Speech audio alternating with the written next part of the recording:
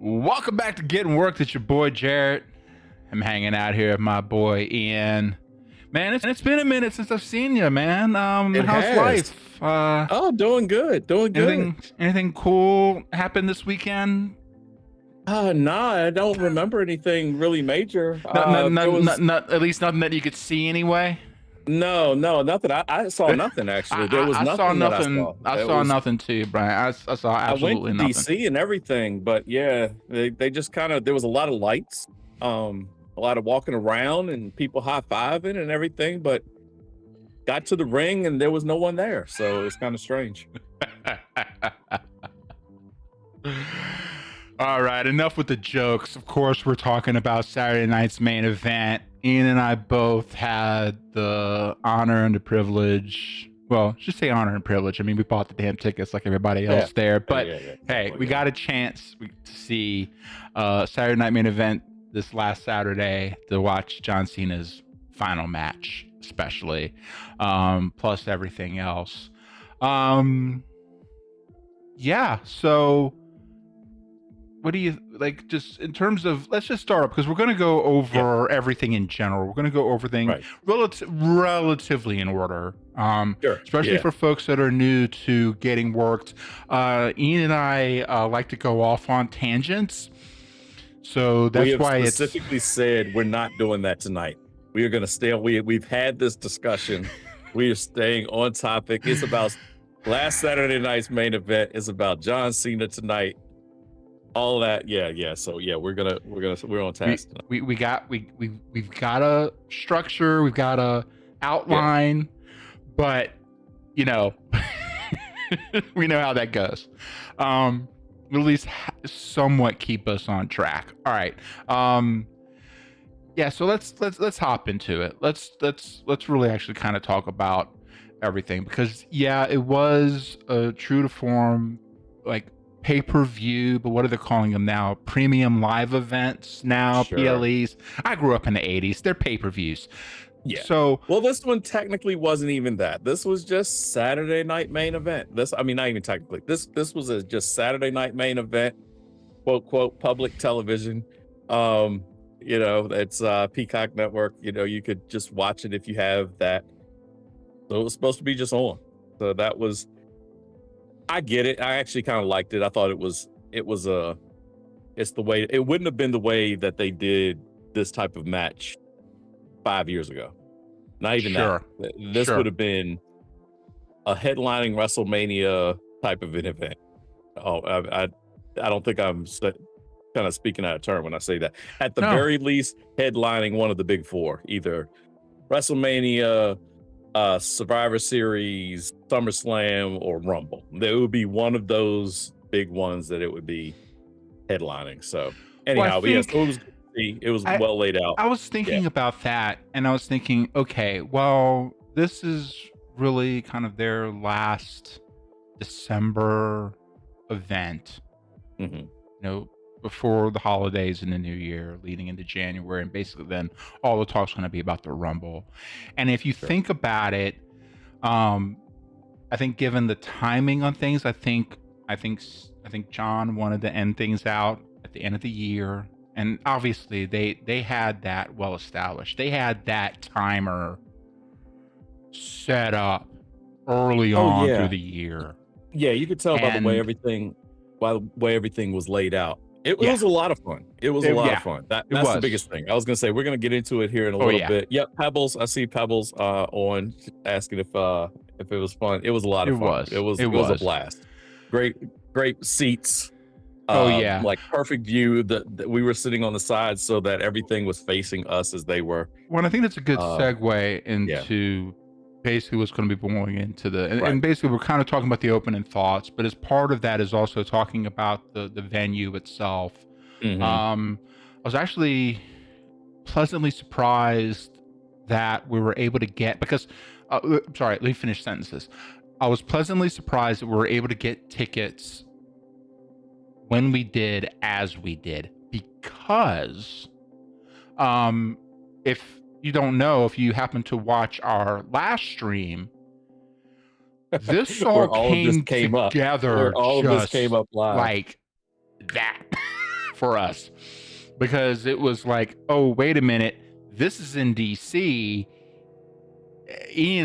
So if you don't know, Ian's in Virginia, I'm in Idaho. I'm originally from Virginia, and same area. That's how we know each other. And then it was like, oh, wait a minute. Okay. This could be a this thing. Is this is a real thing. Make the trip out there. I could crash with him for a good part of the trip. We could make the whole, And anyway, it was like, I mean, come on.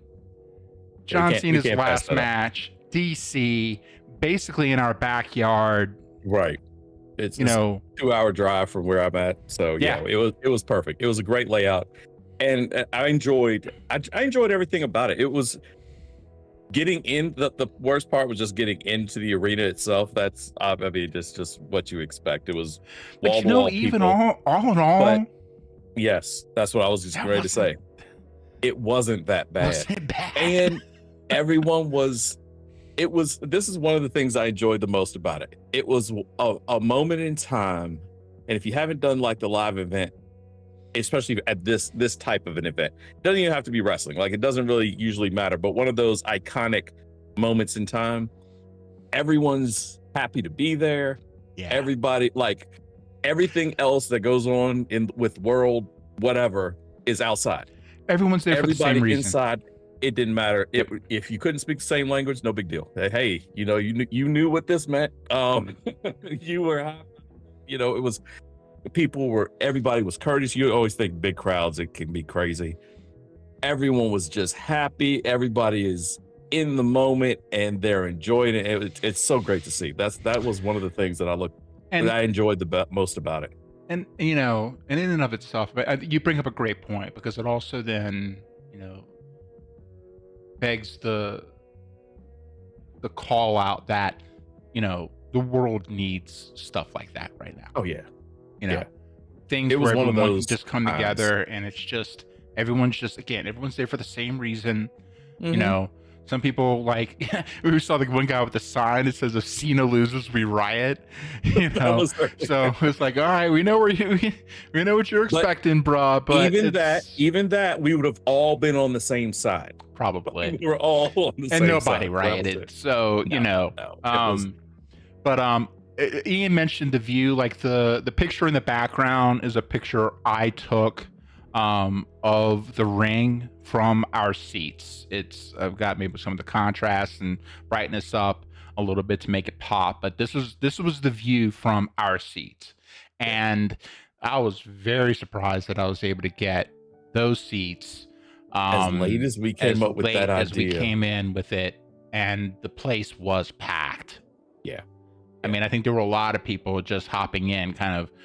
They must have been last minute, because I was even looking even 2 nights before, and there were still some seats available. The place was not the night fully of, packed. No, the place was fully packed.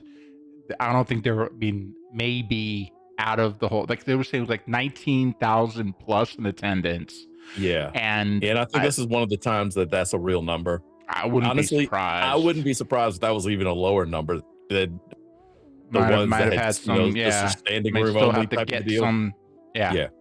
Because it was just jam packed, right?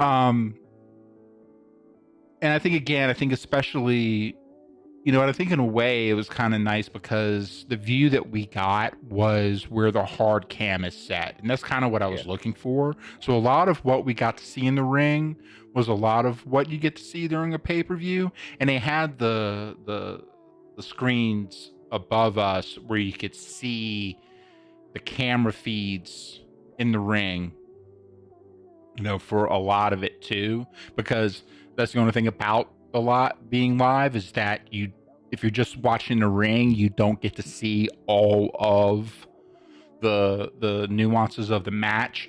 I mean, especially like the finish of the final match, which we'll talk about later. It was a good thing they had those screens, because our view wasn't the main view in that case. It was off to the side. So, but it helped, because you get to see both. You can really see but just being able to see it live like that was just incredible. And I did want to talk a little bit too about for the first time. So, we always hear about the piped in noise, the crowd noise, the piped in, they're using the crowd type of thing. I noticed that all chants started from out what was our right, or in the picture to the right, really low. And then it was all crowd. There wasn't, I think that they started the crowd. They may have started the chant with some, though. They were very I would say I'd probably say at most it was 50-50, because there were plenty of very organic like stuff that WWE wasn't going to pipe in. But no. I don't mean piped in like the crowd was. It was not a dead crowd by any stretch of the imagination. So I don't mean it. I don't mean it that way in any way. I'm saying a lot of times people are like, oh, they just pump that crowd noise in. They pump that crowd noise in. They started some. They would start. It was more like an orchestra. I think in like an orchestra. The conductor. It was more like, okay, this is where we're going to start. It would be really small because all of the chants did start from our right, and the odds of that are pretty low. Just in general. Sure. And I mean, in a way, that's where all their production was and stuff like that. And it does help. It does. It does kind of help. The moment it got drowned out, you can tell the difference. Yeah, I was gonna say you could tell the difference being in the audience where you're looking around, going, okay, none of us are chanting. Why is this so loud? Oh, okay, that's crowd noise being pumped in. It wasn't that. It was more like, let's go Cena, and then you would just hear everybody, they're yelling at Cena or booing, like a little bit of booing Cody early on. I was gonna say we can. I don't know if you were ready to hop over to that yet, but a little bit of booing of Cody, and then everybody kind of jumped back on his side. But I think so. Yeah, I was gonna say. I think it's a good chant because it, despite rumors to the contrary, it did open up with someone else other than Cena's last match, which was a big crazy rumor set going ridiculous. On. It was, but luckily it wasn't, because it would have made no sense. But it did open up with Cody and Obafemi. Anyone that doesn't know what we're talking about, by the way, there was a rumor before the match, or before the Saturday Night's main event, that Cena's match was going to go on first, which would have made no sense. It would have just been it would have killed everything after that. Absolutely everything, because everybody would have left. I mean, that's like, unless you have some big twist at the end, but it's like you're going out of your way to make it extra. So I'm glad they did not do that. Right before we jump into that, actually, let me pop back in here. So I do just because I do have some pictures of us kind of waiting for everything to start.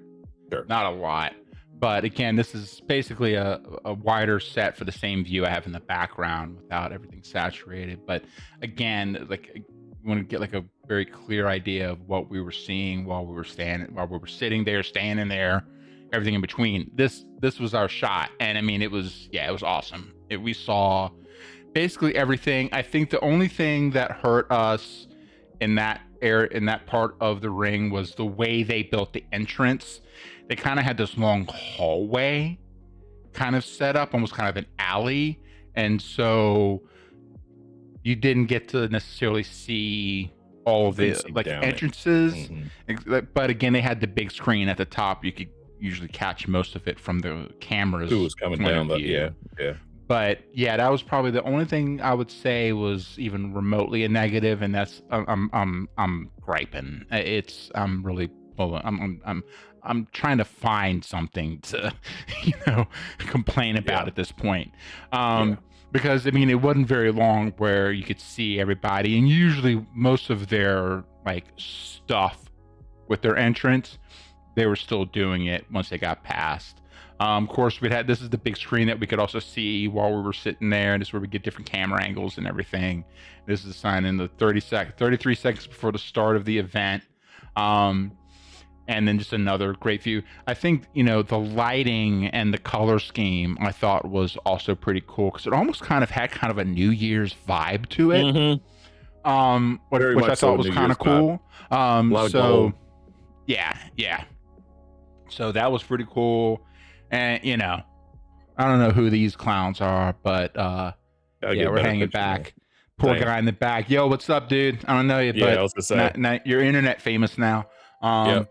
But yeah, we're kicking back. It was awesome. Also, we were on the end too, which the only problem there is if people had to if they had to leave, everyone had to get up. I mean, it's the trade off. But at least if we had to leave, we could pretty much just go and get whatever we needed to get. And it was a good event. It was a good venue for it too. I think it was laid out fairly nice, surprisingly easy to get in and out of. These poor guys, and this camera, if you watch the pay-per-view, this camera's huge because it's the camera that goes just how big that camera is around the ring on these cables, getting the shots of the crowd and getting shots of the ring. And when Ian and I arrived to get our seats, one of these guys was working on the camera. They were really pushing to try and get everything fixed, and they were working their butts off. So shout out to these two guys because they were working really, really hard to make sure that they were doing what they needed to do. Something was not going well with that camera. He was having a day. He told, we walked in, I was like, hey, how's it going? He was like, not great. Not great. I was like, but it really came out, and the way those cameras move is just amazing. Like, again, we'll get to, we're going to say we can jump to the let's jump over to the I just want to kind of give some of this sort of the idea of one thing I did want to catch on here too is because they had a whole slew of people from WWE there, but they have the guy in the red got the back shot. That's RVD. I didn't catch who the blonde was. I don't know if I didn't get a good look at her face and on the camera. It always seemed like, dude, now that you say that, I couldn't figure it out either until later, and I did, and then I forgot. But anyway, that's Rick Steiner beside her. There's Mark Henry in the suit. Kurt Angle next to him. Eva Mendes, if I'm not mistaken, was next to Kurt here. And then we got Trish Stratus at the very end.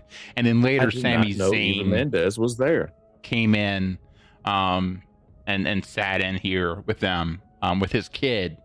Actually, he had the earmuffs on and everything.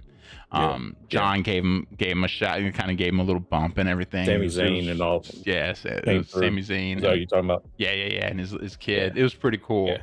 So anyway, I think that was the main one. And then, anyway. Oh, there was another shot that I got that I thought was also really, really cool because it laid out 17 world champion, 5-time United States champion, 1-time Intercontinental champion, 4-time tag, 2-time Royal Rumble winner, 726th televised match. And I thought his IC championship win. Did you hear him talking about it? He was. John Cena is usually so measured on everything he says, like, company line, company man, all that stuff.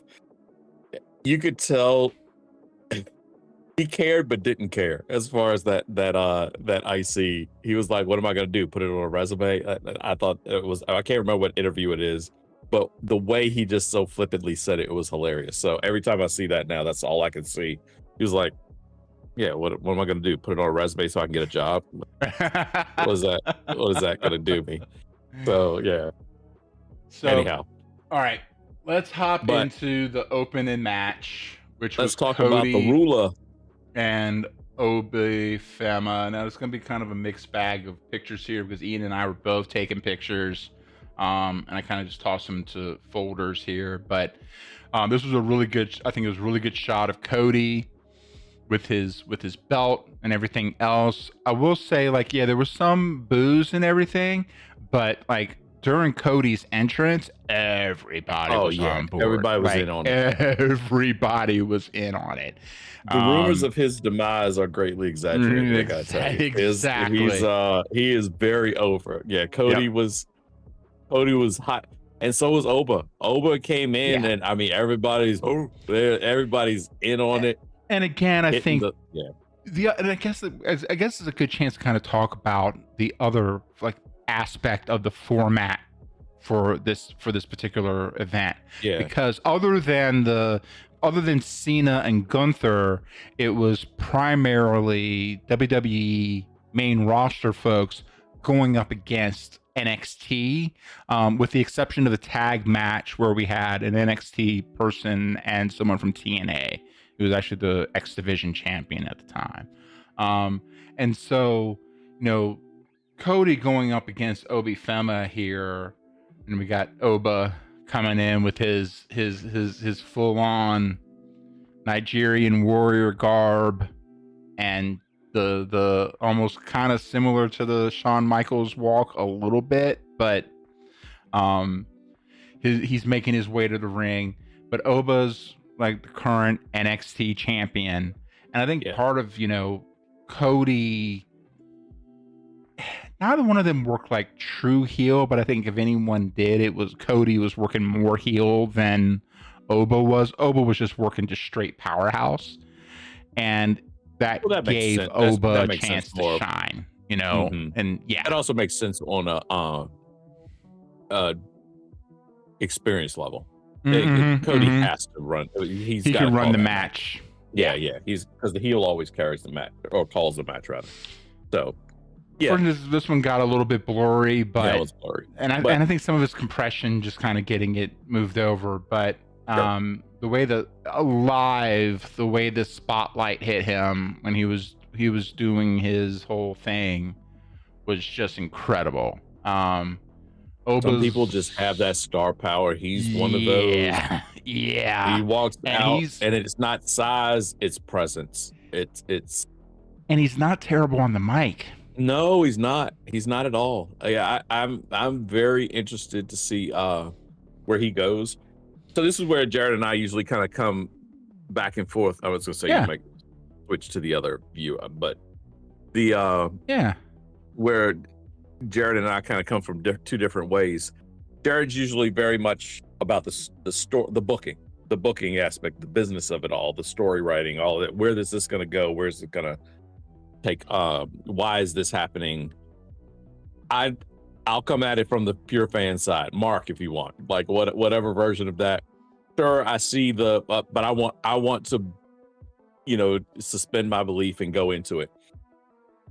Oba is one of those that you see he's just really, you're just watching and you're going along with whatever he's saying. Like, yeah, that's what this is. And not everybody has it. If you ever want, there's some there are some on the main roster. I was going to say NXT, but NXT is just a little more obvious. There's ones on the main roster that I'll go, okay, yeah, so this is a good time for a bathroom break. He's not one of those. Like everything he does is intentional, and it is a little must-see TV. Like it's not fully there. Like you can tell he's, but all the pieces are there, and he's really good. Like I'm very impressed, and I'm rarely super impressed. He's got some polishing to do, but not much. Sure.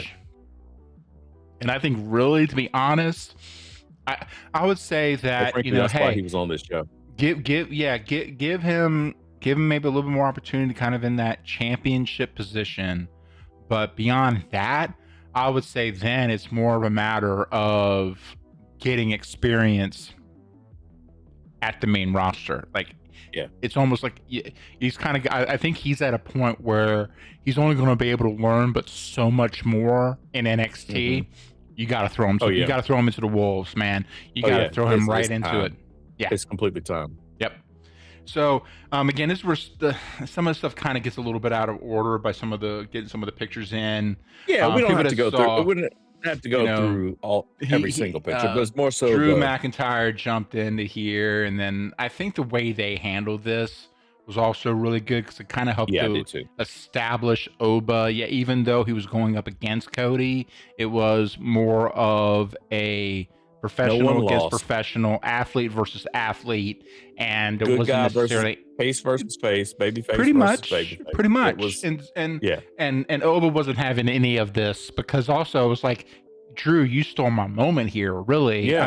What else? This is my time to shine. This is my time to show everyone what I can do. This is my time to potentially beat a main roster champion. Yeah.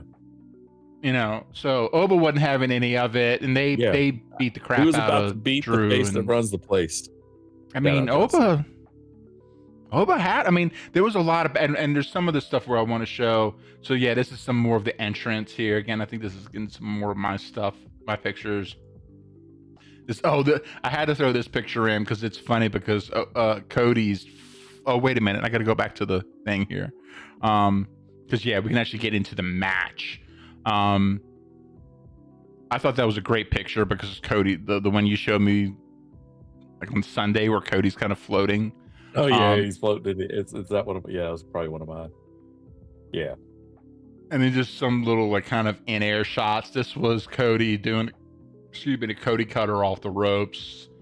This was Cody kind of jumping up, kind of doing a reversal off of a potential power bomb, and another Cody cutter. And then, this is again all the stuff with Drew. Drew McIntyre popping in. All in all, I think especially for an opening match, I thought this made a lot of sense because it really got the crowd hyped. It really kind of helped draw everybody in. Both of them, like, just I didn't catch any issues, like no botches, no. And I don't know exactly. I'm trying to remember how. I think this one was closer to like kind of around 20-ish minutes. It wasn't all said and done. Super long. But I mean, I think for an opening match for not a super long event, really. I think that they did a good job of letting both Cody and especially Obi shine here. Oba Femi shine here. So I think, it was pretty good. Disrespect the ruler. I know. So then, next after that, we don't really have a whole lot of pictures here. I just wanted to get some entrances for both of them. Bailey and Sol Ruka. So Sol Ruka is currently the Women's Intercontinental Champion, which is an NXT championship. And Bailey's coming in without a belt. Obviously, Bailey's now veteran, but also a long time NXT veteran. She was in a lot of. Yep. What's up?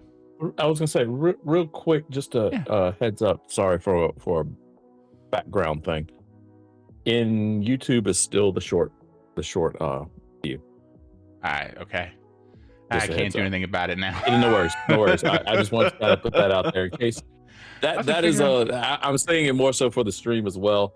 We are working on that still, so we'll get that. I don't understand why that's doing that because that's not what it's supposed to do. But okay. Yeah, so if you're seeing that, we appreciate you being here. We'll get it fixed. If anything else, there's a couple other plugins that I can try and see if they work better. Yeah.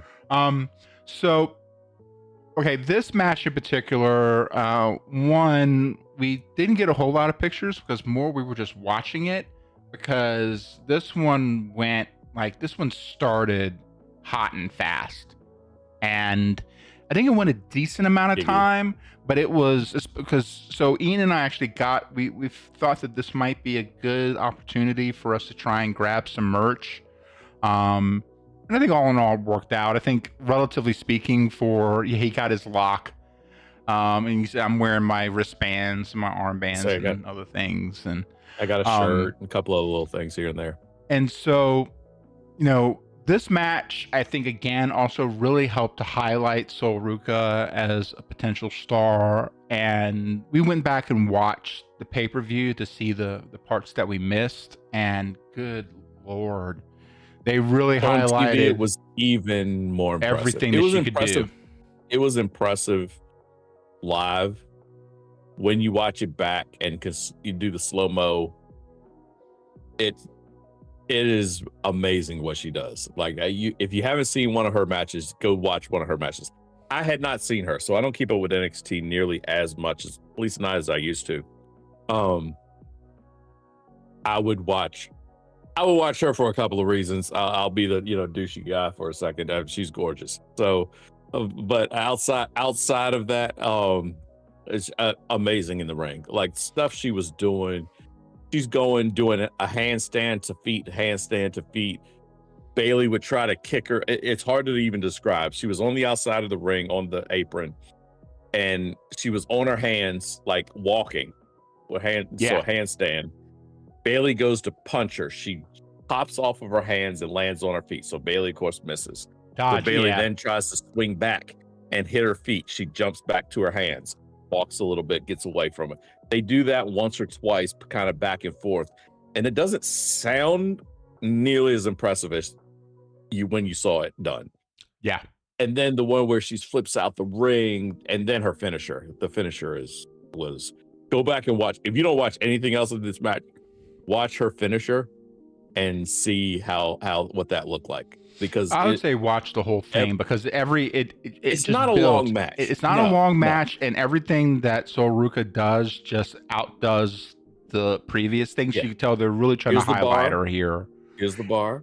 Because there's the finish, and then there's basically think about someone doing a one-handed cartwheel on the rope, not off the rope, like one hand on, like on the rope, cartwheel into a move.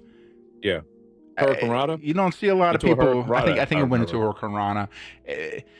That was the hurricane. It's like it doesn't even matter where it went to. The least impressive part of it. Yeah, it was like, I've seen that before, but I've never seen the setup like that. The setup of it was insane. So and quick and clean. It was there was no miss. So, but again, I think really the purpose of it was to really highlight up and coming stars here, and I think they did a really good job with Soruka, and I think we're definitely going to see her, moving forward. Was Cena making up for all his years of throwing, shoveling, and burying talent? Is that what you're saying? Is that what? No. I don't know what you're talking about. I don't. You're all the things one. Positive. All things positive. You're the one doing all this stuff. I ain't getting involved with all that. So the next match, and again, you want to talk about starting like hot start. The next match was the tag match. Mm-hmm. And that was AJ Lee, and then I forget the other gentleman's names. That was the tag team of AJ. Tag team. Lee. Yeah. So AJ Styles. AJ Styles and Dragon Lee are one of the tag team champions, right? And then they had a gentleman from NXT, and then the current X Division champion. I couldn't remember. I can't remember their name because I never really saw either of them until this match. But good from lord, TNA, not NXT. Yeah. One's NXT, one's TNA. So there's also it's not like these two tag together. Right. Hardly ever, if at all. I'm assuming they might have done some dark matches together to kind of get some rhythm together since they're tagging. But they're coming in. They're I mean, like you could tell, they're all both very athletic, very quick, very just like primed, ready to go as they're coming in doing their entrances. And then they're coming in, and then they've got, of course, AJ coming out. He does his whole thing and basically establishes himself. Be very curious to see, because he's supposed to retire here in 2026.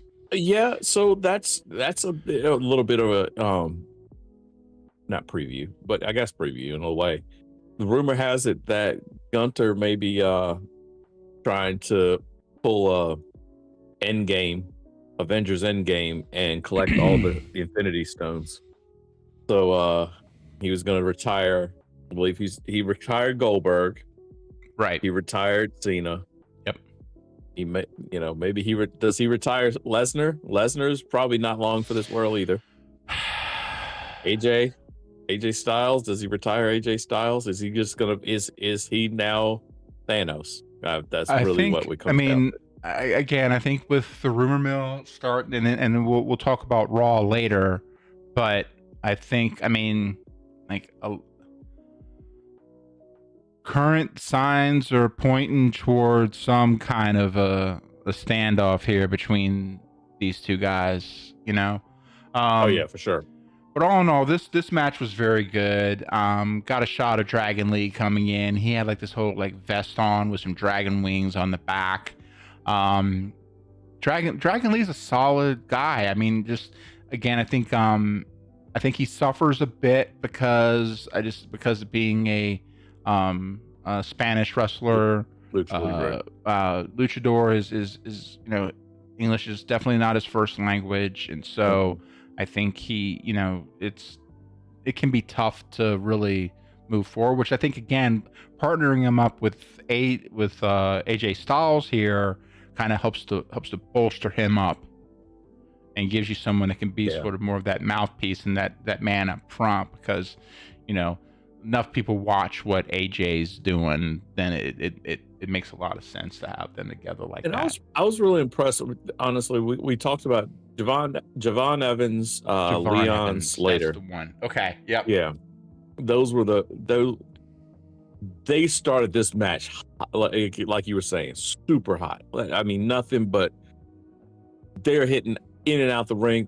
AJ Styles was laid out for the first probably like I say 5 minutes. Well, that's what I mean. Where it hit high, the whole match started hot. It was and there. They knocked him out, and he was pretty much hanging out in the entrance alley for a good 5 like 10 minutes. Went 10 minutes went by, but it wasn't that long. But he was out. It was the 3 in the ring for the longest time, to the point where you notice it. Like, wait a second, what? AJ, like, where is he? Yeah. Well, and again, speaking about that blind spot, because we couldn't even see him in that kind of as in part of the entryway there.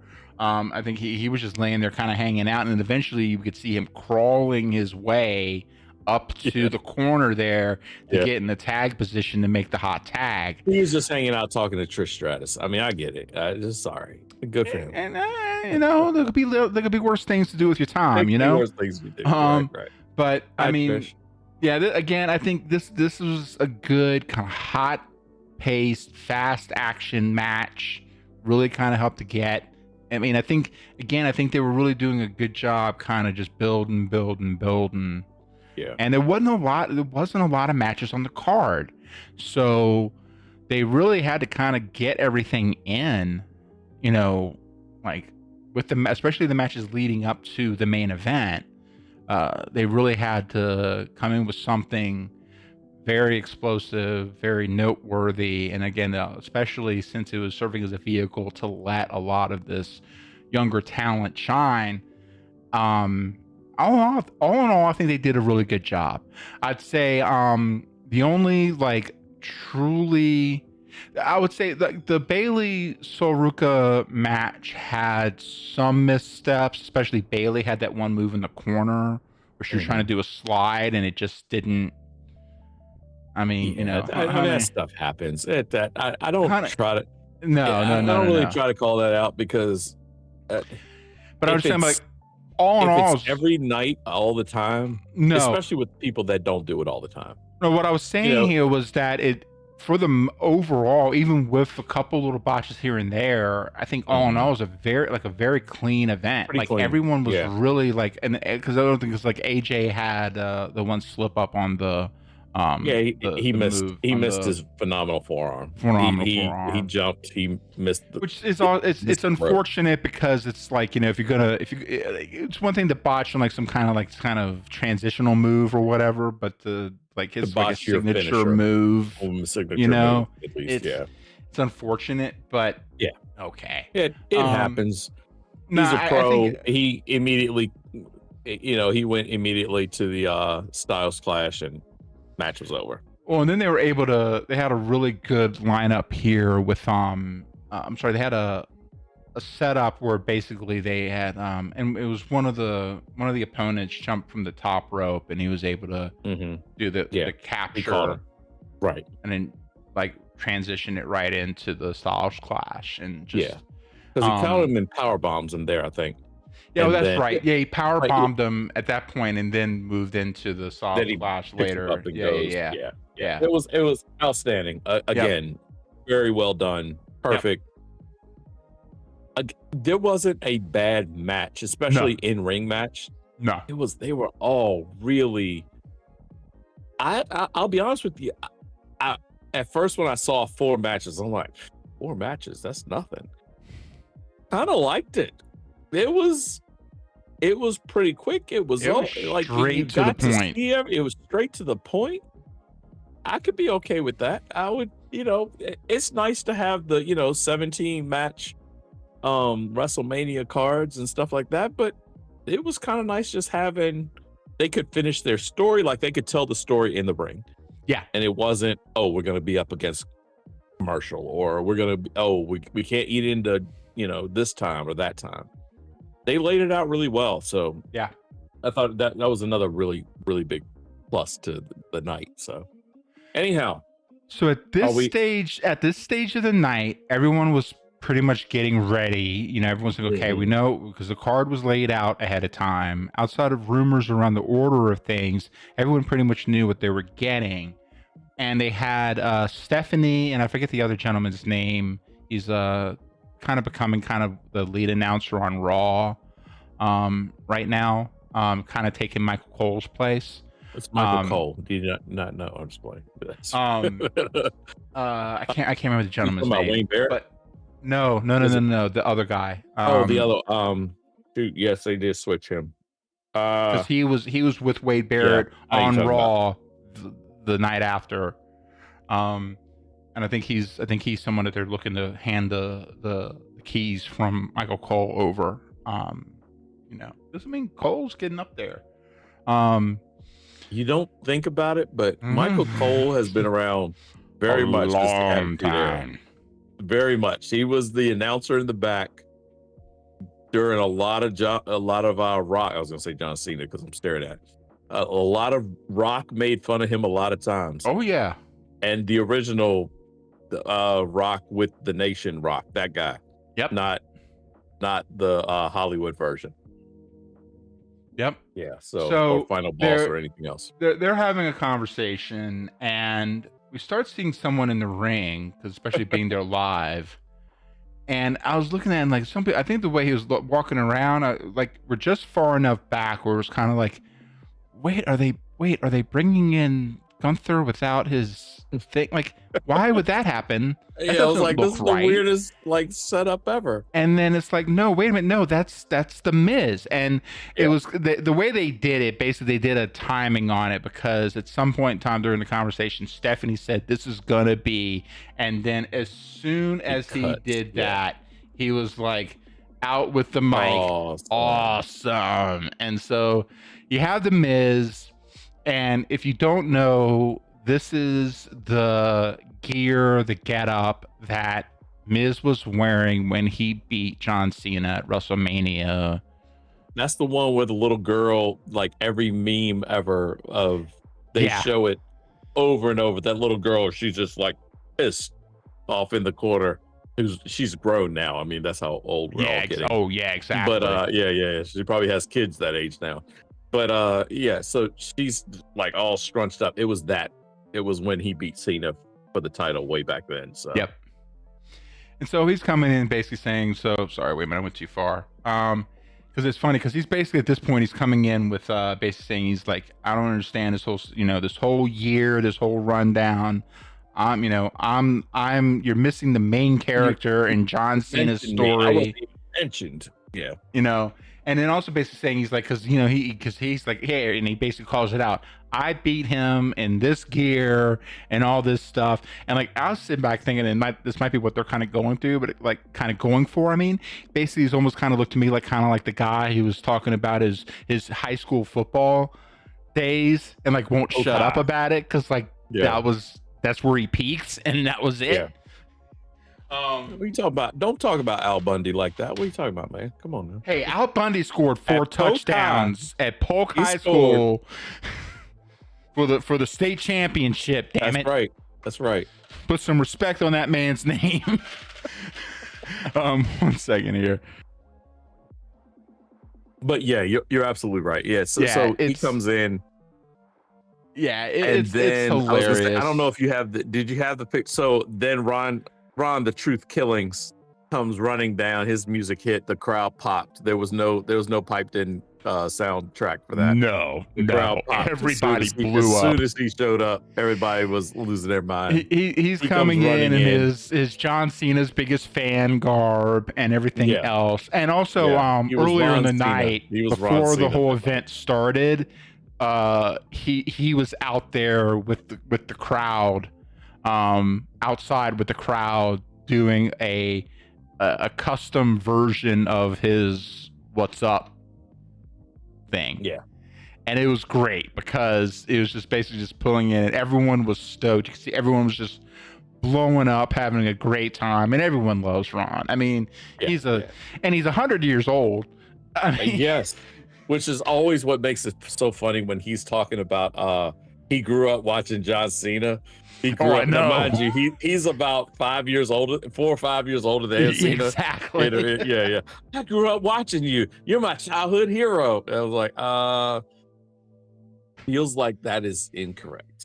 But yes, so he was there. There was a time where little Jimmy was some of the best stuff on television. For sure. I mean, again, yeah, little Jimmy was the most popular character that didn't exist. Exactly. So, yeah. So what's also funny, because basically he comes in and like without it, and give credit to both of them for not breaking character, because Ron Killing's basically coming in and basically saying, I saw what you did. I saw during the tournament. I saw how you fondled Nick Aldis's balls. His balls. Yeah. He was talking about the balls that were just like they were doing like almost like a lottery kind of thing. He did something inappropriate with Nick Aldis's balls. That was the word I was looking for.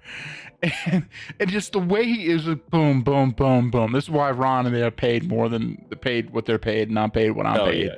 But the way he delivered was perfect. And he had basically, because if people don't remember or don't know, they had kind of this lottery system where they had people's names in these plastic balls, and Nick Aldis would run the thing and then would pick a name, pick a ball up, pick the name, and that would be how they would figure out the tournament for one of John Cena's matches, right?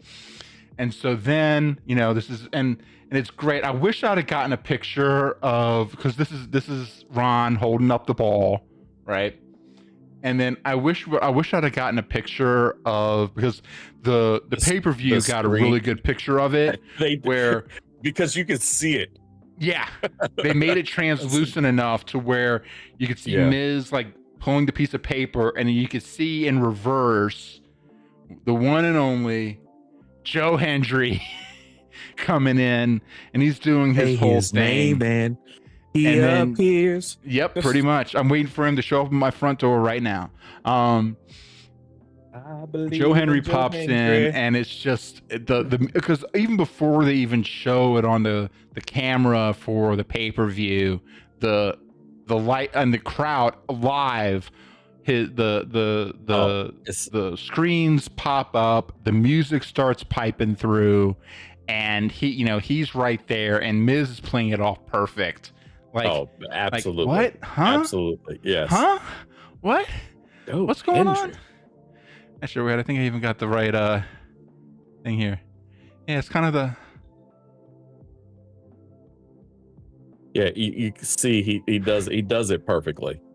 And so anyway, Hendry comes in and they do the whole thing, and then they put Miz down on the floor, and then they even stop to do the little side by side. Well, so Hendry does his thing first, like normal, but then Ron, because he can't stay out of nothing, because it's Ron, right, and hugs him in and does the Joe Hendry shot on the camera, and then and so then they basically got Miz laid out, and then they both do the 5-knuckle shuffle right on the Miz, basically giving tribute to John, which was awesome.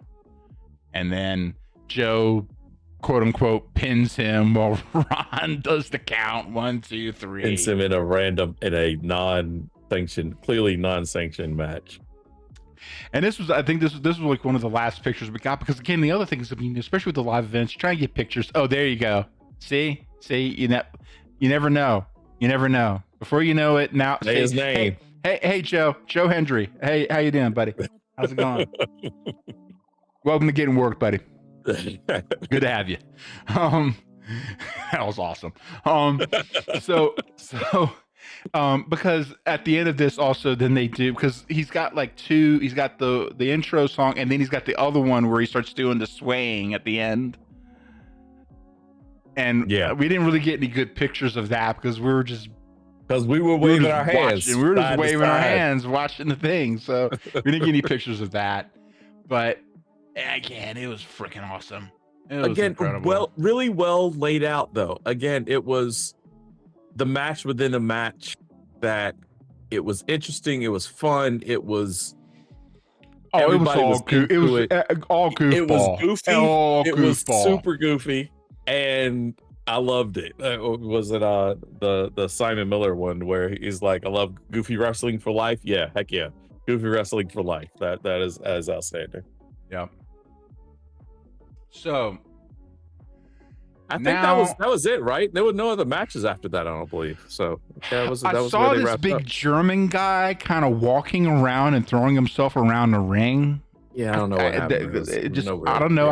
I don't know if like his handler needs to come out and get him, because I didn't see anybody else in the ring with him, right?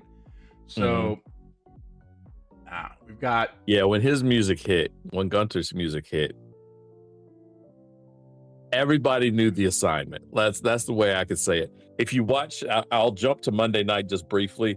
If you watch Monday night's entrance where Gunther comes out, everyone knows the assignment. Yep. I will say Gunther plays this perfectly. So yeah, I have some other stuff to say that I'll get to that in a little while. But sure. Yeah.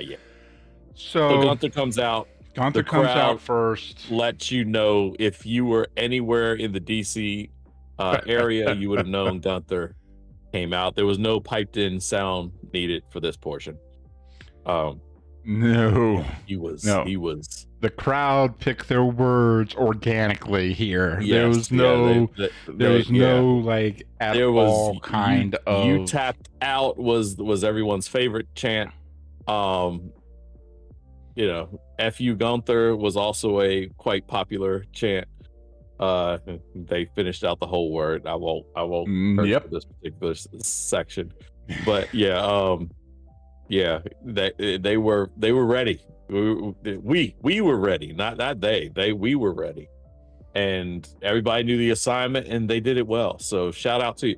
And also, if anybody's watching that was also at the let us Saturday know. Night main event, please pop in the comments. Let us know. Yeah, I was gonna say. Or what? Yeah. Let us know. Let us know what your take. Where were you at? Where were you at the moment that John Cena was fighting Gunther? Where were you?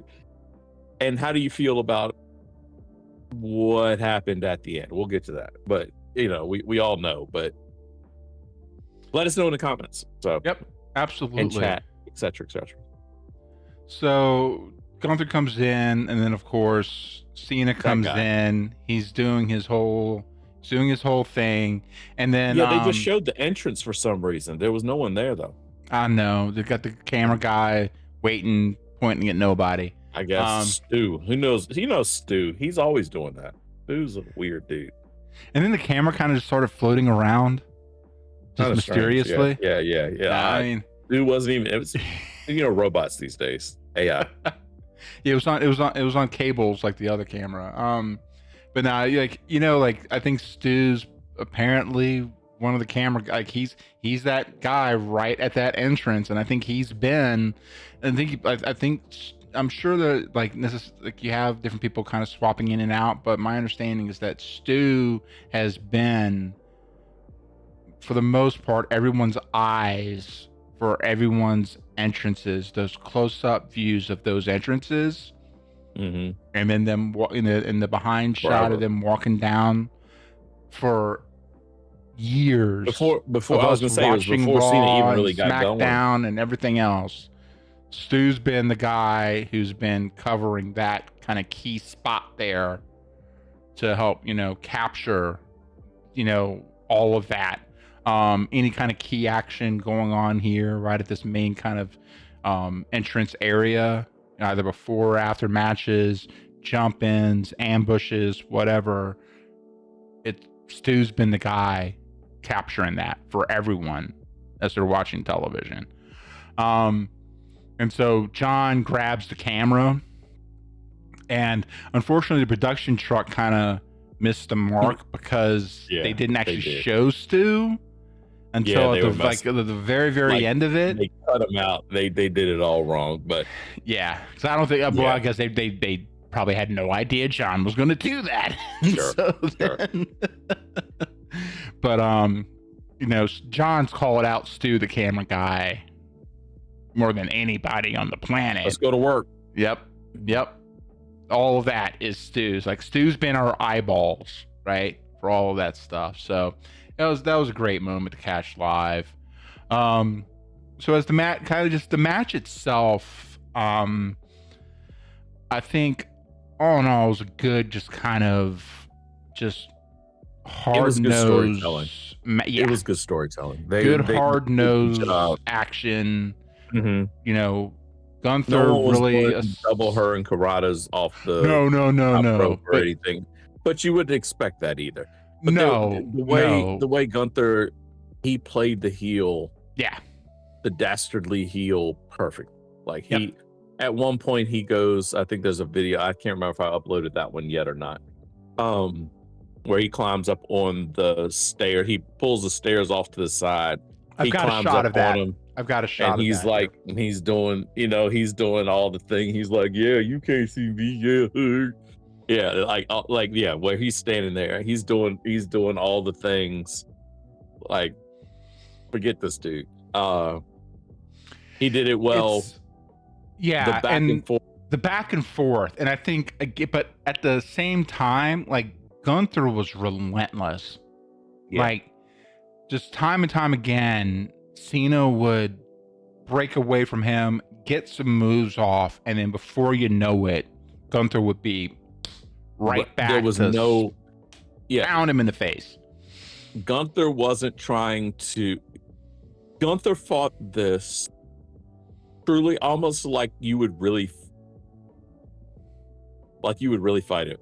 Like you would really fight. Yeah. There was no show. Like, if you're in a real fight, this was the closest thing to any kind of real crowd, like, quote unquote showmanship here. If you get on the steel steps, that's there. It. That was it. Yeah. And every single thing after that was just, I'm gonna end you. I'm gonna break you. I'm gonna end this. And where Gunther, where there was a little, but it was more on the storytelling side than showmanship side. But basically, about kind of even before halfway through the match, Gunther, every time John was on his back, Gunther was telling the ref, like, he's done. He's done. Yeah. He's saying he's done. Ask him. He's done. Yeah. Yeah. And so, like, even like there'd be like a hard clothesline, John be laying on his back. Mm-hmm. And Gunther would just be walking around saying, hey, he's out. He's done. That's it. And it just kind of went like that. And there was some back and forth. Obviously, so Gunther kind of set up. It was the rally. Yeah, because Gunther set up the steps here and was getting ready to try and get John on something. But John reverses it and effectively gets the attitude adjustment onto the table, because you gotta have that. End up having what now? Cena must have given him at least 4 or 5 attitude adjustment. Oh yeah, at least 4 or 5 throughout the match. I mean, not in this one spot, but not even from the top rope. The match. Yeah. Even, I'm sorry, not, it was like the middle rope or whatever. But yeah,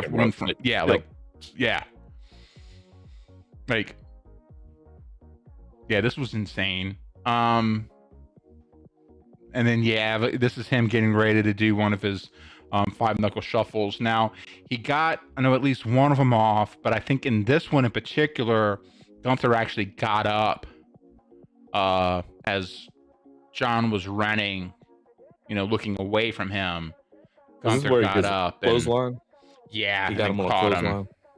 But Gunther also, he hit him with at least multiple power bombs, multiple really hard clotheslines, several times in like some kind of like sleeper hold with the scissors and various different things. And then John also got him in some STFUs here and there. It was just back and forth and back and forth. And then every time John would get a little bit, I think the storytelling here was that, and then because basically John was getting to the point that no matter what he did, Gunther was right back up and was right in his face and putting in the sleeper on him. And well, the perfect example of that is Gunther has him in the sleeper, and Cena is being asked. It was, he's holding his arm up, the usual trope, right? Yep. Holds his arm up, referee drops it 1. He does it again, he drops it 2. He does it again, and just before it drops, Cena throws up the hustle respect. Yep. Or OK symbol, depending on who you are. And everybody pops for that. And the moment, usually that's where the baby face pops up, and he at least gets a little rally. He never got off the mat. Yeah. He does that. He shakes his hand, and Gunther just elbow to his head again, like you would really do it in a real fight. That is what you would do. Like, first off, the guy probably is not throwing up the OK symbol, but in that moment, you're gonna sit there and and he just wails on him. And I didn't like it at the time, but I kind of like it now. Yeah. I like it. Cena has the smirk. What looks like a smirk. And this is where, again, kind of from our viewpoint, where we got the camera, and this is where, again, like live from our angle, kind of the hard cam angle, Cena was facing to the left here when he's facing us when he does the little.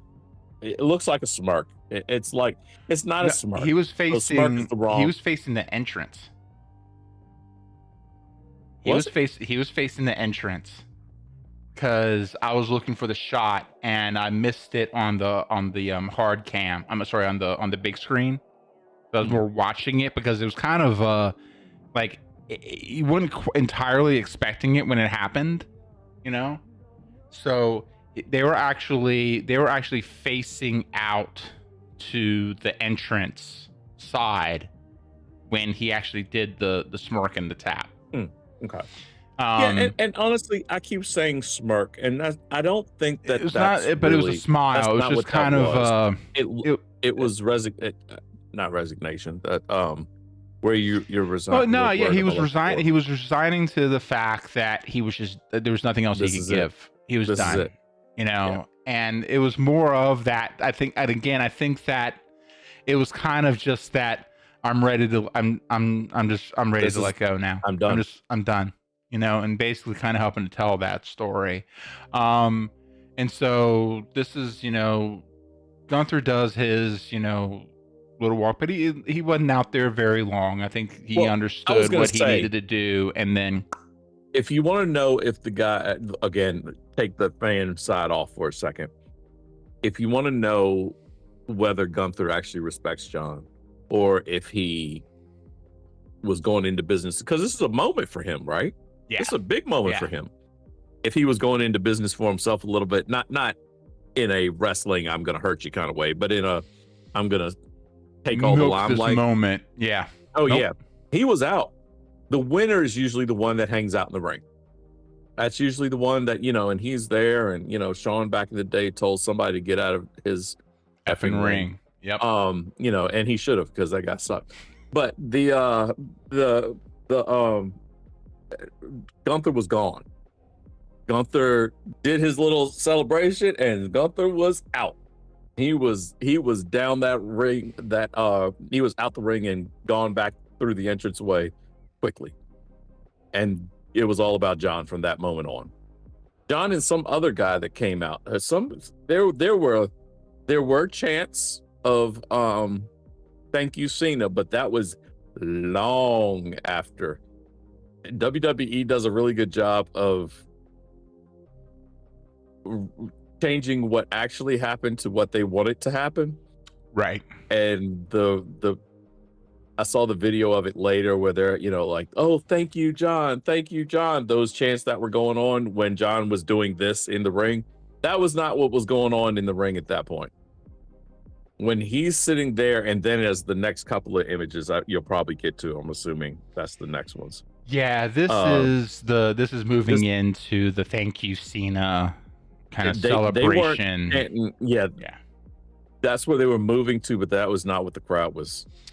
Well, the unfortunate part, so here's, John's, getting up, and also one thing too, while he was kind of on his knees there in the ring, you see, you kind of heard sort of the crowd kind of having some mixed reaction to everything. I think there were a lot of people really disappointed with the finish, and John, you could see John's right now. John was basically like, while he was on his knees, basically looked out and basically says, he's like, I gave it all I had. Basically saying is like to the point, like there was nothing else for him to give there. There was really there's really no, especially at that point, there's no point. I think he says that later on. No, he's so I had the earlier shot. He was on his knees. Mm-hmm. He was on his knees, and it's before we have it's before he did the kiss to the mat. Mm-hmm. He looks over to what was our right, his left, and he basically you could see he's saying like, I gave it all I had. I did everything I could. It was right there in that moment because he was still on his knees when he was doing it. And then he does this whole kiss to the ring, and then he gets up and he's kind of doing his bow. Now, to your point, I think Tripp should have come out last. When this dude came down, Trips is too much ego for that dude. But I'm just saying, in terms of if he didn't want the crowd I'm not positive he should have been out there. If he didn't want he had to be out there, but I think if you didn't want the crowd quickly going to the booze, because everybody, so you have people already kind of having their issues with Trips right now, but then also everybody who didn't like the way the finish went, just like, this is all on you. They let him know. Yep. In that moment, it went. You. To be honest, I would have started with these two guys right behind him, CM Punk and Cody Rhodes. Well, there's Shawn and Taker. Shawn and Taker are right with him. Fair enough, but I'm going to tell you right now. And I know Shawn may not be able to like mentally comprehend this. Nobody gave two shits about Shawn Michaels in this moment. Mm-mm. No. Nobody cared. And to be honest, nobody cared about Undertaker. So, but having Triple H and Stephanie being the first people to come out was the wrong move.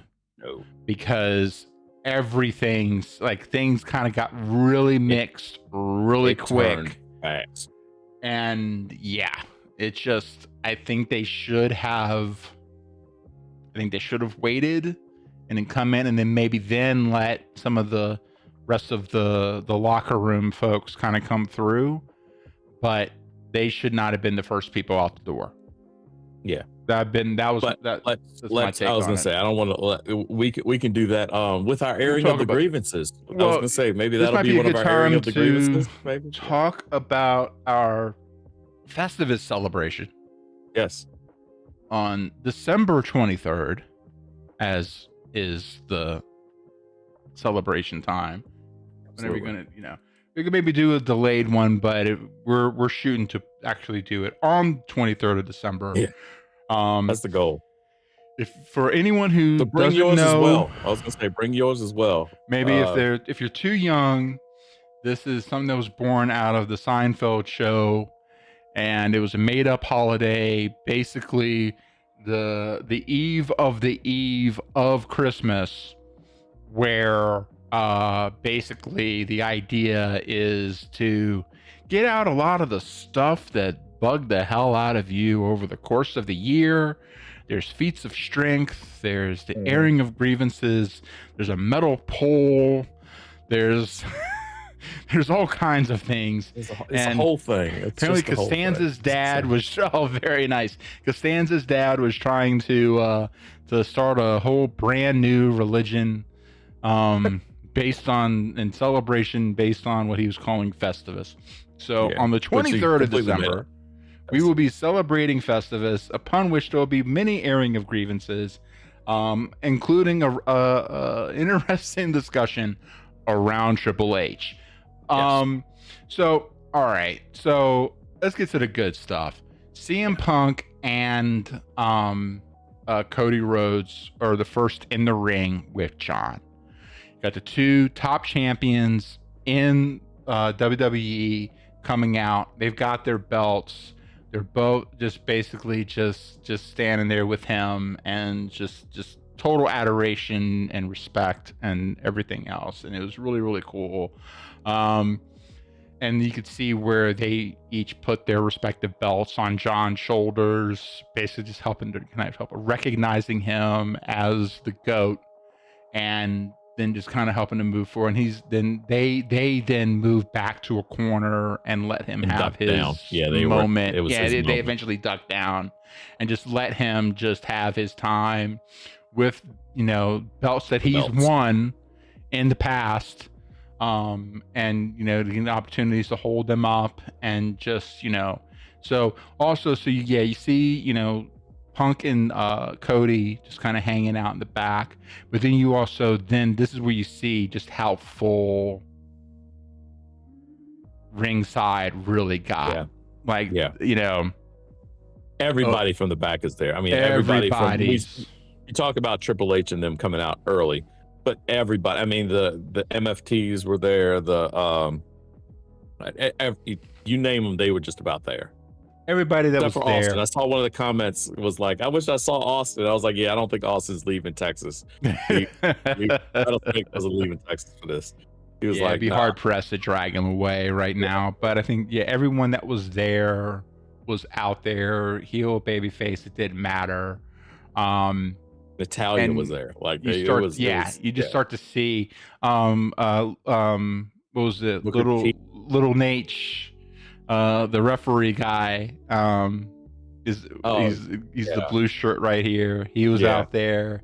Just a bunch of folks were out there, just kind of just giving their respects. Braun Breaker was right here in this kind of maroonish jacket. I've got some other shots here. So you get, you see John, see RVD right here. You see Kevin Owens right here. Who was the Beer Money? What's his name? He was there too. I saw him in one of the shots. Why am I blanking on his name? I know him as Beer Money. The one from Beer Money. Storm. I keep saying Rick Rude, but that's not. It's Oh, I know who you're talking about. God damn it. Glorious. I know. Anyhow. Yeah, I know exactly who you're talking about. So anyhow, it was that type of a night. Everybody was there. In fact, that might be the shot that you see. I can't remember. And of course, people moved around. Yeah, that's the thing too. Everyone's kind of shifting around as they're kind of walking around, getting different shots of getting their own view. Oh, Robinson. That's the referee. That's the ref. Yep. I can remember random stuff. This make no sense. So why do I remember some referee's name? This is probably the one shot that, because of Trips again. Also, Trips, it's so funny because he is becoming Vince every day that he's there, man. He's just part of it, and not the good stuff always. Just saying. And this is where we can again kind of maybe we'll get a little more into it during Festivus. But I also think in fact, we should probably leave it for Festivus. My point, just more to kind of get it kind of nailed down, is I'm also curious how much TKO's influence has on everything. Because whatever we think it is, it's way deeper. Everyone's claws, everyone in TKO, their claws are far deeper than is clear here. They're letting WWE, they're letting Triple H, they're letting everything going on here kind of happen at its face. But you let someone who basically runs an MMA organization and you think wrestling's dirty. Yeah. So, but Trips is, for good, bad, or indifferent, definitely in a position where he's having to be, let me get these. Okay. So anyway, when he's standing here on the side of the ring and gets his hug, there was a lot of mixed reactions there, for sure. Actually, I don't know that it was mixed. I heard more because it was just, I think there was a lot of people that were just cheering because they were cheering for John regardless of what was going on. Like, there are people that were just cheering. They didn't care. But there was a lot of people that were booing for knew Trips. who he was hugging. If you weren't watching, you knew who he was hugging. So like, there was, That's again, Elias. we got Elias. We've got and I don't know what name he's going by now. So Sean Spears is the last name's Tyler something in when he was with WWE. Perfect 10. So he hasn't been on TV. I don't know if he's maybe moving into more of a production role. No, he came back to WWE, but I think he's kind of going on a more of a back end kind of production, kind of role. But yeah, and I didn't realize Elias was back. No, I didn't either. I thought he was still gone. I thought he was gone too. I don't know. Maybe he's one of Cena's good friends, and he's just kind of showing up. But he's definitely dressed up in the garb too. Like, he's not trying to pretend to be anybody else. He's clearly, everyone else is just kind of just hanging back doing their thing. He wants you to know he's Elias, and he was there. To be fair, that's, I think, just how he dresses. That might be. Actually get a shot of RVD, and he did a little thing when he walked back for the crowd, kind of before he got went into the back. He did a little RVD thing with the crowd, which is kind of cool. Oba's hanging out, already changed out after his match. And then we got the MFTs kind of hanging back again. Like, it's kind of cool. You kind of see a mix here, and then is that? I thought that was Jimmy. I thought that was. Yeah. But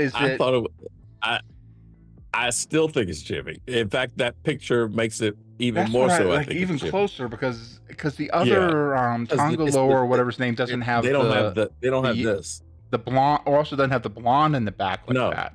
No, I think it's Jimmy. I think that is Jimmy. AJ. There's AJ. Everyone's just kind of coming together here, and just and then you see he does his final bow. The other thing too, which we didn't because it was before the Triple H hug, they did this whole big video package for Cena, basically saying, hey, here's boom boom boom, here's basically the history, just kind of showing everything. That's the guy. You know what? Now you're right. I thought this guy was Braun. This is the Rude guy.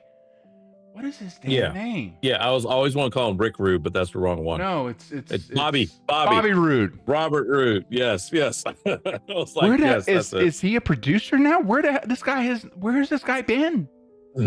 He's clearly like a backstage person now. If he's even, maybe he was just there to visit. I mean, I don't know how many of this is like, because you don't know how many. Like, not everyone necessarily has to be active. I will say this: he's much older than we think he is. Oh, well, no, well, I remember him early on in TNA. Yeah. I think he's, kind of around like AJ's kind of general age, maybe a little bit younger, but not much.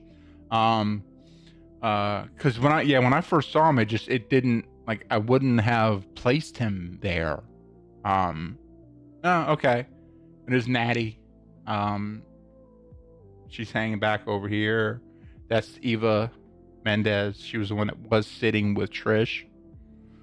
In the corner right there. I still don't know who that blonde woman was. I never got a good shot of her. I never got a good look at her face. There's a picture, and I was like, "Oh, that's who that was." And then I never got a good look at her face. I forgot it completely that fast. So yeah. So Cena does his bows, and then he starts to take off. Everything is off. Again, it's the long time tradition. You leave with your boots in the ring. But that's where Jared ran in and grabbed them, and that's what he has. He's wearing those now. So, these are the ones he dyed them. He just changed the color. Yeah, they changed. Changed the colors. Them and that was we were talking about. Those are the ones he has. So, they had these. They're selling these, but they were the color swap of what John actually wore to his final match, which is a little. That's what it is. Yeah, annoying. A little, and so again, just back to the kind of the thank you, John. So really, as far as kind of just the overall thoughts around the evening, I think all in all, I think it was a good show, especially as far as a live event goes. Yeah, it was incredible. It hit all the marks. Yeah, again, it's a moment in time. It's gonna be, hey, you remember when Cena retired? Oh, do you remember the Cena's? Like, we're gonna remember that. This is one of those, and that's what I take away. It's moment in time for my buddy. Me and you. Well, that was the other thing too. It's just really us. We're there. It's everyone. I mean, Cena and we're all the same age. So everybody, us and Cena are the same age. Just give you an idea, ballpark. We all grew up together. That's, and I will say, I actually got to thinking about this. Would I ever say that John Cena is my favorite wrestler of all time? No, I wouldn't. Not me personally. And that's not a knock on him. No, it's more to do. I have a question. Honestly, this is a question for the community. I had been kind of kicking around a little bit. If you had something, please jump in. But no, I was basically going to mirror what you're saying here, and I think it was because since John is our age, like we grew up with more wrestlers. At least I remember. I also got to remember for the folks watching. We got old with John Cena. That's the way we got old with John Cena, but also I also watched a lot more wrestling growing up than Ian did. Right. So I've got. And that's what I'm gonna get a little bit more history. So but I was gonna say that's kind of what I'm getting toward. Because so for me to say, oh well, John Cena would never be one of my favorite wrestlers of all time, it sounds like a knock. And it's not. No, and it's not even slightly a knock. What I want to know, and we won't talk about it tonight. It's going to be a question for the community. We'll talk about it. Maybe we'll talk about narrative grievances or some future. Once you have a favorite wrestler, and about 4, 5, 10 years or so pass, can that guy ever not be your favorite wrestler again? Does he ever get replaced? Is there a way to ever replace that person? So for me, it's Sting, Shawn Michaels, Undertaker. No one will ever replace the three of them. That's just they're locked in. I can like Roman Reigns, I can like John Cena, but I want to know. That's just a thought. We'll have a discussion because it's one of those things that I always kind of wonder. I got to talking about it, and some of the ones that are younger than me, for them, they grew up with Cena. That's about what as their guy. Was gonna say. When they're 10, 12, 13, 14, like that was their guy. Could he ever be replaced? Could Roman Reigns ever replace? So that's probably the closest person I could think of right now. Could Roman Reigns ever replace John Cena for you?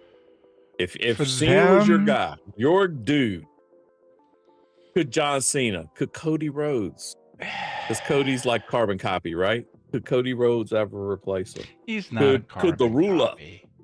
I think ever that I replace him? think that I think I mean, as that far as like style and where he I was supposed think to be. I think that I I think there is a lot of a generational thing, because I think when you think about, while we were there, I think that you had a lot, because there were a decent number of younger, like really like kids, like Oh, 8 sure. or whatever, and Yeah, that kid that so was sitting like just a you've row or two in front of us you've off to the right. Yeah. you've got a lot of people who grew up watching Cena when they were 8 or 9 That are at now that having show with kids their kids. with their 8 or 9-year-old. Yeah.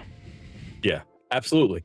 And And because so he stretches over so many years. So that is an advantage for Cena in a way. The only guy that I really can think of just off the top of my head that would be similar to that would be like a Flair. Flair was, I mean, he was every grandmother I knew's favorite wrestler when I and was a kid. look like he was 38 when he was 20. So it was like, yeah, like he was that dude for the whole time. So so I think, yeah, to your point, I think that, even like for like me, who doesn't necessarily have quite the same kind of fandom effect, mhm, I think that I I definitely think about Cena differently, but I remember those early 2000s in my 20s watching that transition between, because you also got to remember the timing of things. This is that attitude era into ruthless sure, aggression. This yeah, is WWE post purchasing WCW. This is just a several years very, after.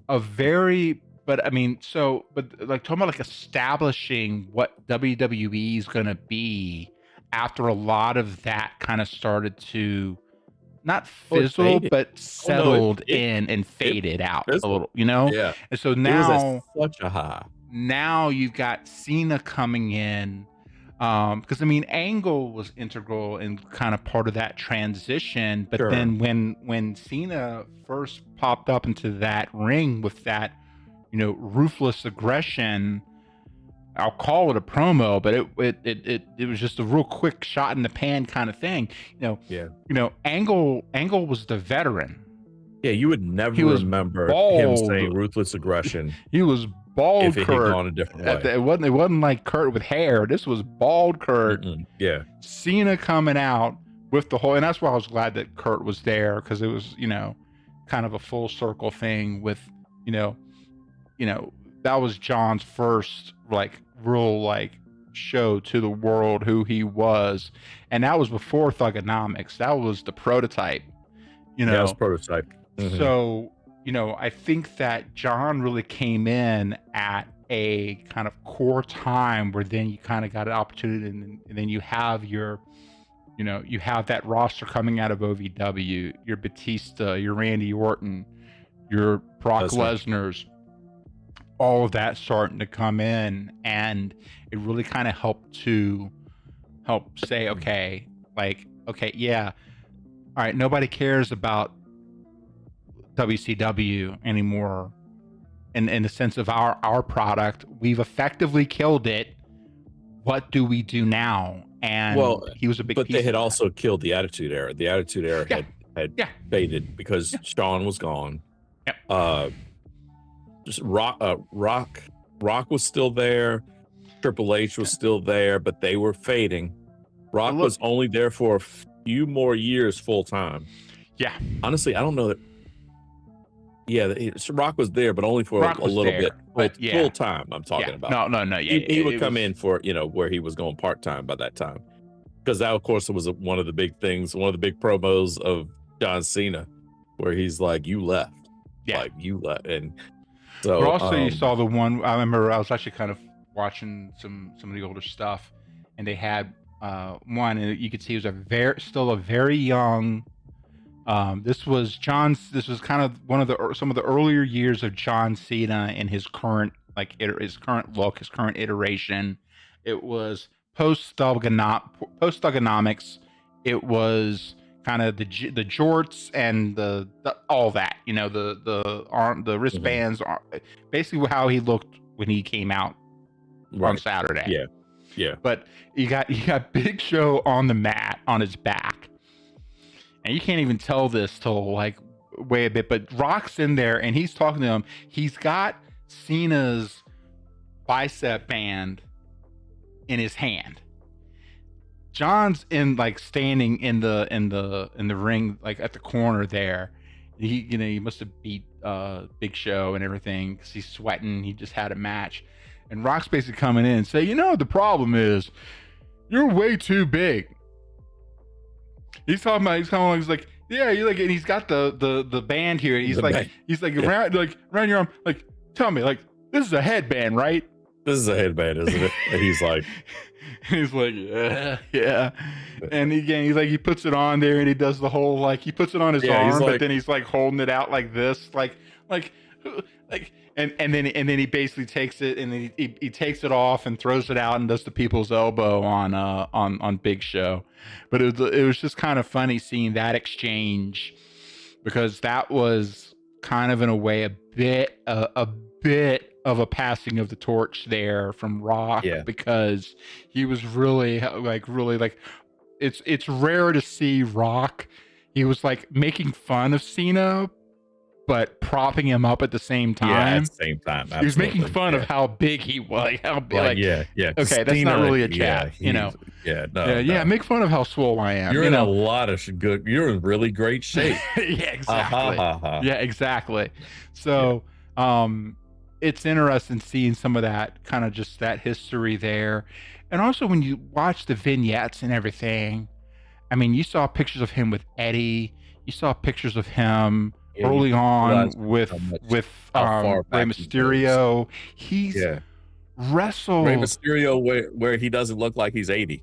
Just about everybody, or wrestled with just about everybody. In terms of our match, I mean, from Attitude Era on. He's fans fighting. He fought Shawn. Of course, Orton is his biggest contemporary. That would be his probably biggest rival, right? Sure. Rock, Trips. Drank beers with Stone Cold. Yes, drank beers with Stone Cold. I mean, is there ever a moment that him and Hogan are in the ring at the same time? Because they saw him they were together doing that thing. The pose, right? Yeah. So I thought, Cena stretches living. Anyone living? I mean, Hogan has passed away, but in our lifetime, I guess I should say. Oh yeah, everyone that we've just about ever been that super mega star. Yeah. Cena has I would been say in the ring, the only person with. I can think of off the top, just because of the timing of it when he came in, and thinking back on it, it would have been great to see. But the one person that I'm not aware of him actually having any kind of real involvement with was Sting, because he even had some kind of involvement with even HBK to a point. No, that's because HBK came back, but that's more Vince McMahon, perfectly honest. So screw that guy. Oh no, I mean, but in terms of because you think about even crosses with people that and I mean, Sting's time in WWE was a flash in the pan, really. I mean, it's just you had and that was more about. See, we won. Remember 30 years ago when we won? I know. Yeah, I think that. I think that. Also, I mean, sorry, but 5 different thoughts came into my head at once. This is where we start having to wrap up, because otherwise, the only other thing I was going to say about it was that I think there's also a lot to be said about John from like the ambassador side of things too. I mean, the man learned like Cantonese, or was it Cantonese or Mandarin? It was one of the two. I can't remember which one. He learned a whole different language, Mandarin. just Mandarin, so he could be an ambassador for the WWE, overseas. And then also like, I mean, like is. I never really get anything out of like his movies, but his time with Peacemaker doing that show has just been incredible. I mean, I didn't know who Peacemaker was. I had no clue. Oh, nobody knew. Like Peacemaker's a throwaway comic. Like that's the whole point. To play Peacemaker. Yeah. Like, you go, yeah. That's actually probably Cena. That probably is him. Yeah. He's not. Him not in the interviews, him not being, because it's kind of this weird, like you had this like who he was when he had the gear on versus who he was when he had the suit on, right? And then you've got him who's probably somewhere in the middle between that. Yeah, absolutely. I think this is probably a good time to kind of, this is a good spot, transition into like what we're kind of be like shooting to do here. Probably again, next week on the 23rd, we're going to do the Festivus celebration, but I think part of that is also going to be, because of the timing, kind of a discussion around John Cena's last run here in the WWE. Last year. The good, bad, and the ugly of it, because airing I think of the grievances. There's going to be some airing of the grievances around it. And, I have mixed opinions about the run itself. Some of the stuff that I'm not entirely happy with, in context and understanding why certain things happened. Okay, fine. Other parts of it, I don't know.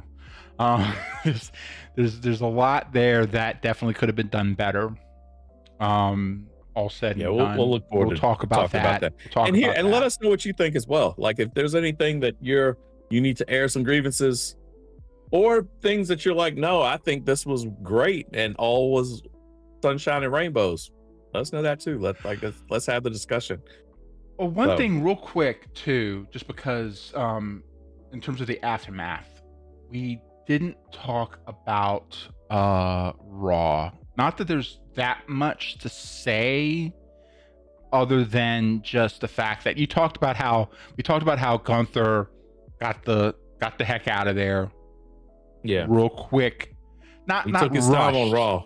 Not rushed. He took his time on Raw. But back to Saturday, it wasn't like he ran out there, but he didn't take his sweet time either. It was just boom, boom, boom. He was clearly out. He knew the assignment. But to your point, and again, it made sense because he didn't need to be there for the celebration. No. I'm sure they hugged after everything through. Yeah. But he didn't come out, which he should not have. Nope. Gotta respect the kayfabe there. Absolutely. And I give that props. But I'm sure they had their, and I don't know, maybe they don't like each other, but I'm sure at least they had a handshake, if not a hug, after the whole thing went down.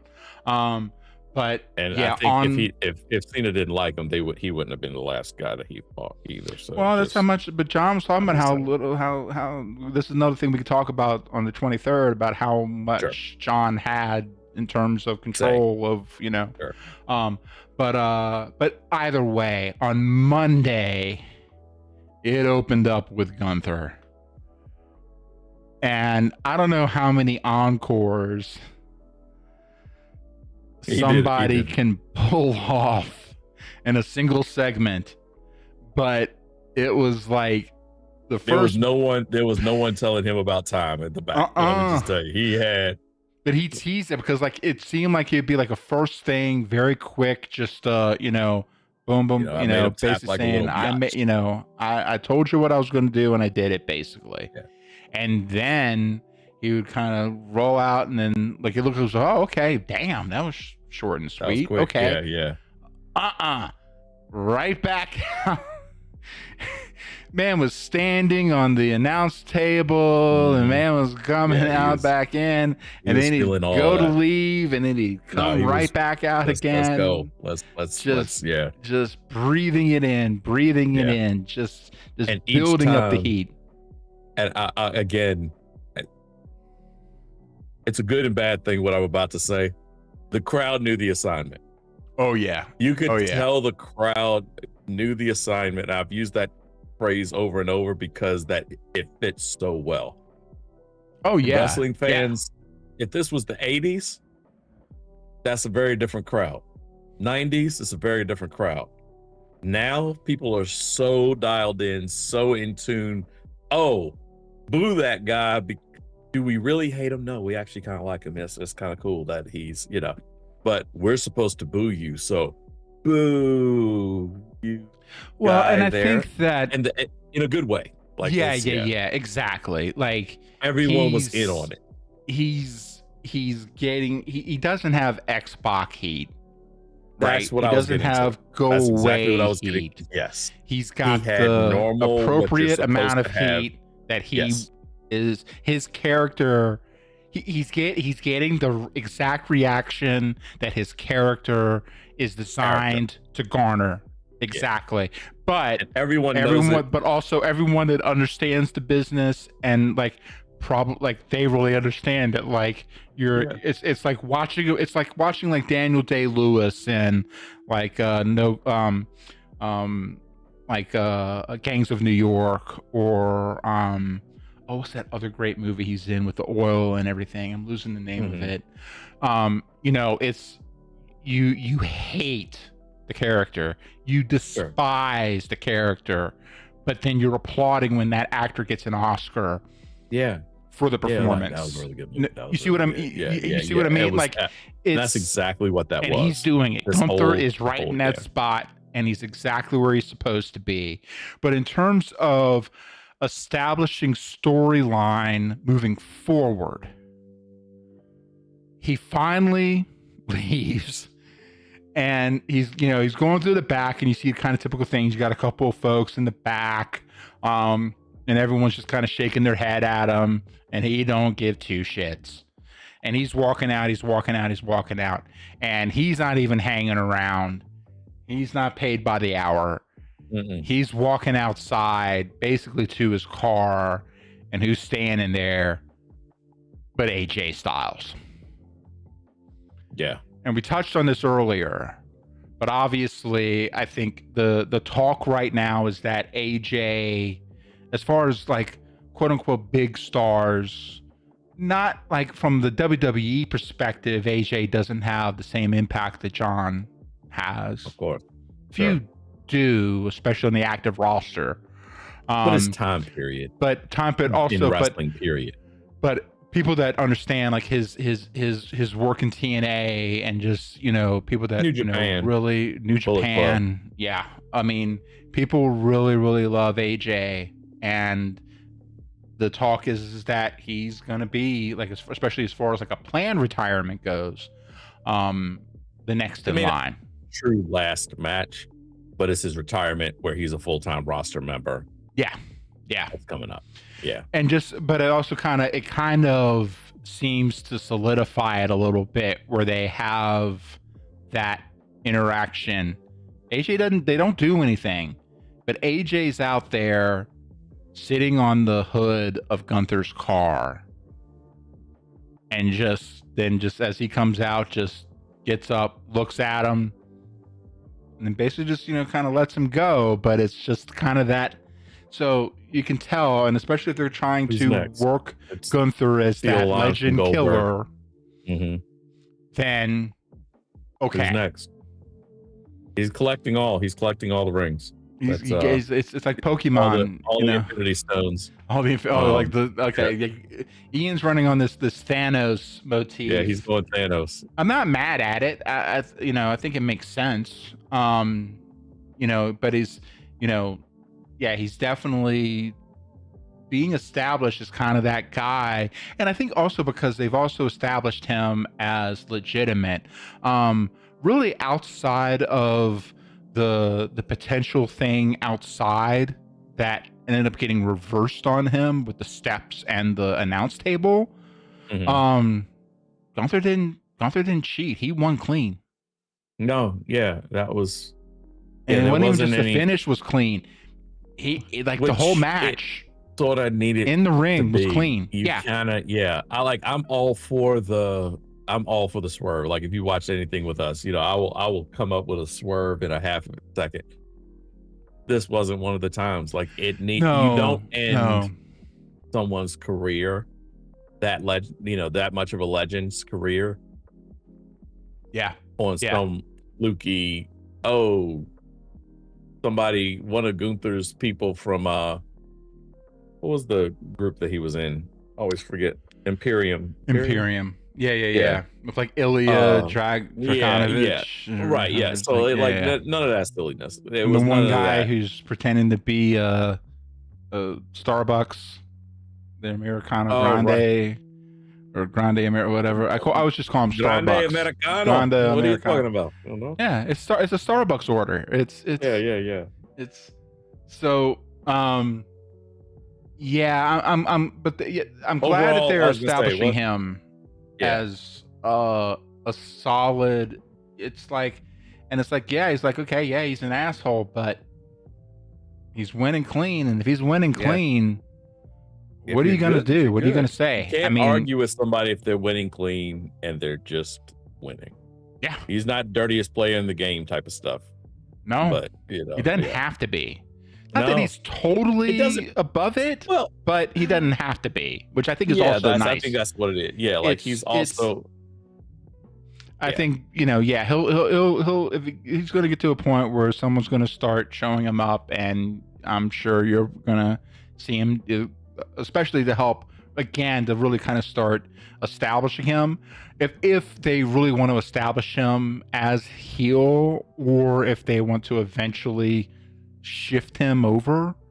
But Gunther also doesn't really have a face like vibe. That he persona. just No. He can be at best anti-hero. yeah. At best anti-hero. That's sort of where I can see him being. That anti-hero.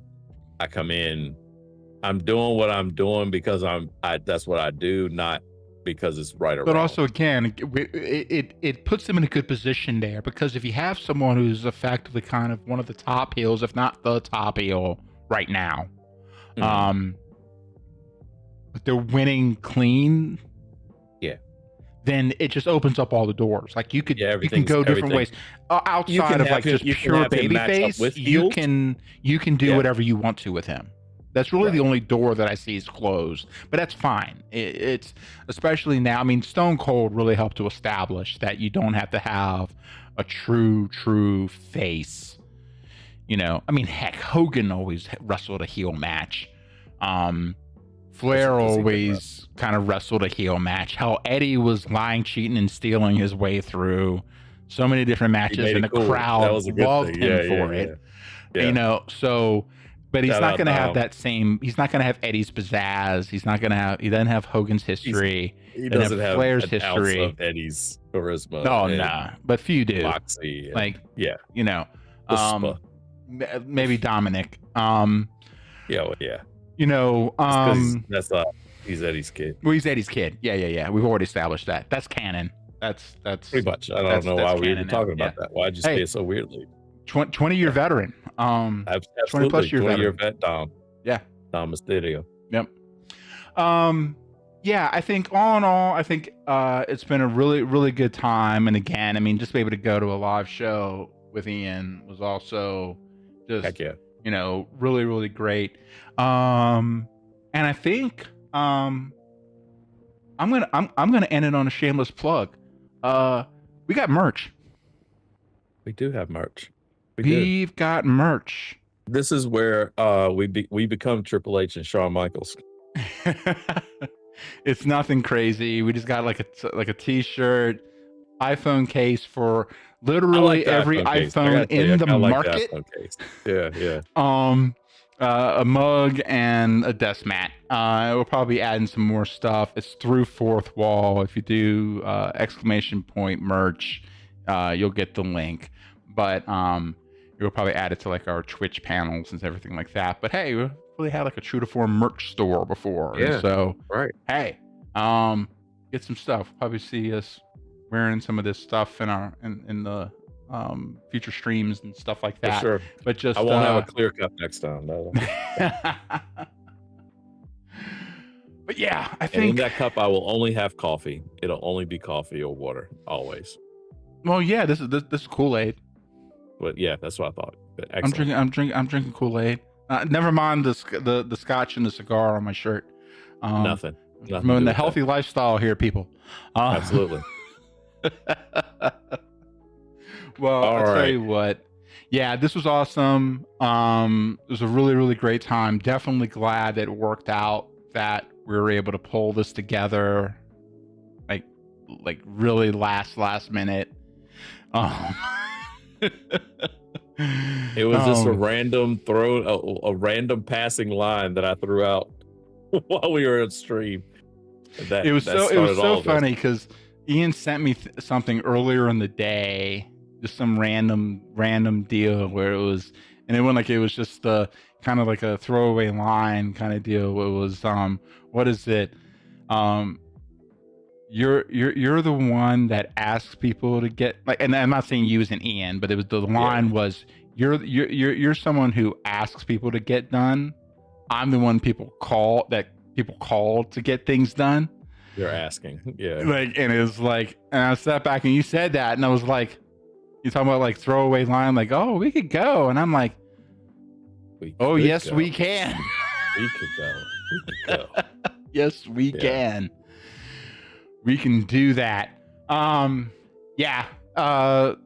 This was just incredible. It's so fun because I'm kind of getting to the point where I feel like there's so many things I can say, and there's so many things that I feel like I need to say because more of the sense of how monumental it was to be there live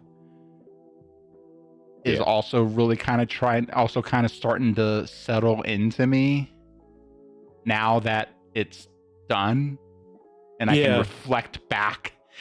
Which is another reason that I'm glad we didn't do the reflect back on the entire year. Sometimes it's better to kind of let it sit for a little bit, let it sit a week or so. Yeah, see where we're at. So I think it's really good that we'll do that next week. Exactly. I think we'll have a lot more opportunity to kind of talk about it in context of everything, and we'll get more information about things behind the scenes, I'm sure, coming through that'll help kind of set context with it. But yeah, this was incredible. It was an awesome time. I'm definitely glad we pulled it together. If anyone, again, also, Ian touched on this earlier. If anyone went to the show, obviously, definitely let us know. Folks who watched the PLE, definitely let us know. Otherwise, just in terms of just your general thoughts about how things went down. Did you like the finish? Did you hate it? Are you mixed about it? Because I think everyone's falling into so many different variations of those three buckets, and which is also in a way to reflect sometimes. Give it a few days and see where you're at. Yeah. But also it means WWE effectively got what they wanted. Yeah, they got something people were talking about because we didn't really touch on the finish. We'll save that for next week. Any other closing thoughts there, bud? That's it. Join us next week. Make sure you join us next week. Festivus for the rest of us. Yeah, get your pipe. Get your pipe grievances. Get your grievances, your list of grievances ready to go for the year, because this is the time to get them out. So you get all that negative energy out before you go and celebrate the holidays, if you celebrate the holidays. It'll be a really, really fun time. We're just gonna get silly. But with that, this is Getting Worked, signing out. Later, fam. Thank you, John. Thank you, John. Gotta I'm gonna do the hand thing with the pinky thing. Later, see it as everybody. well on mine. I can't. See y'all.